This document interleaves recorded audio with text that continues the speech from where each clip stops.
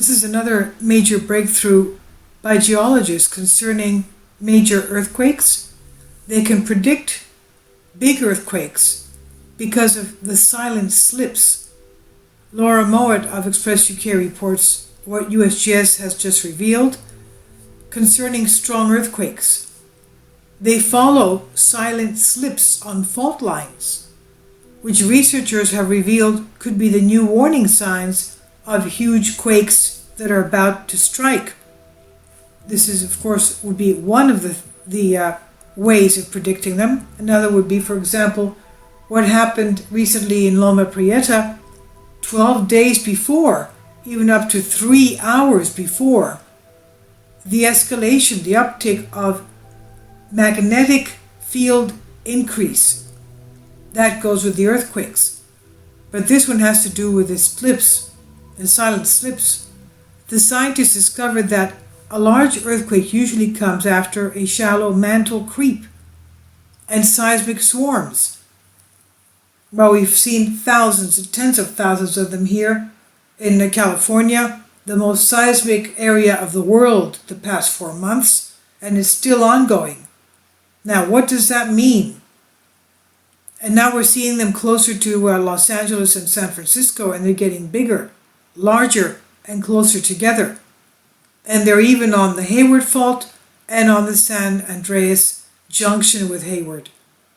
Now, they say that they come after the shallow mantle creeps, seismic swarms, and it's a process called silent slip. This process is when the Earth is moving, but there's no earthquakes, and can lead to actual seismic activity.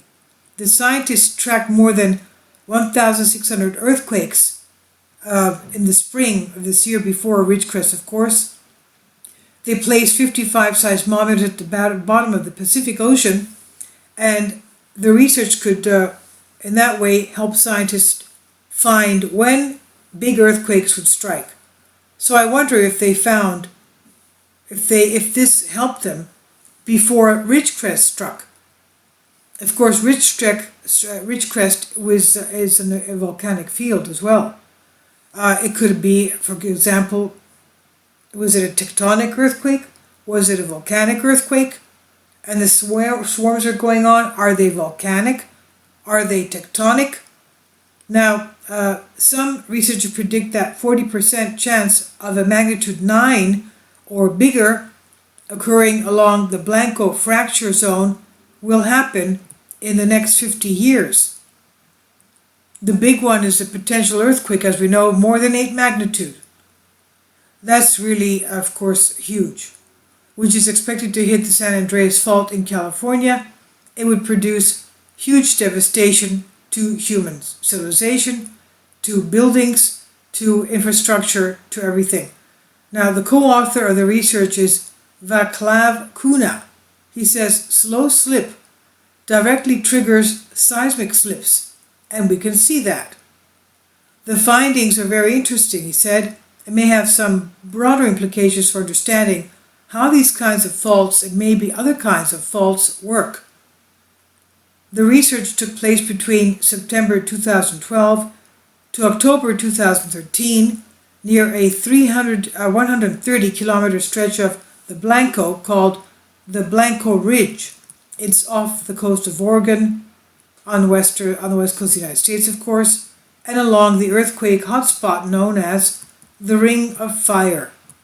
Scientists had to look under the Earth's crust to conduct the research, and it reveals that the movement deep beneath the Earth's surface silently builds up the stress, and that can result in an earthquake.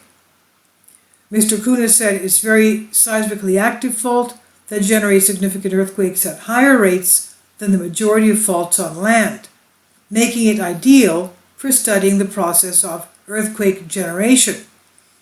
The co-author was John Nabelik. He says our work was enabled by the recent advances in long-term ocean bottom seismometer deployments, and is only the second major project targeting an ocean transform fault. He says the Blanco fault is only 400 kilometers offshore, a slip on Blanco could actually trigger a cascade subduction slip. It would have to be a big one, but a big Blanco quake could trigger the subduction zone slip, obviously.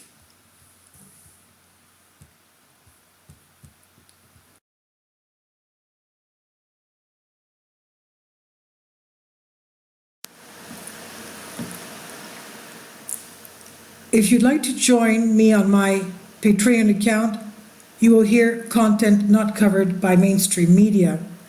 These riveting stories will be based on my research, and I will state my opinions and give my personal insight on diverse and controversial subjects and world events not covered by mainstream media, and not supported by YouTube guidelines. So whatever I have on my Patreon, most of those will not be on my YouTube channel. Please consider becoming a member today. More of the most significant and important videos will be on my Patreon channel. Your support helps me to continue my research and keeps this YouTube channel alive. And we depend on your support, your generous charity, because we help economically challenged families here in Athens, Greece, in Kapota, and we also help the young generation with university tuition and the community around our church. Thank you.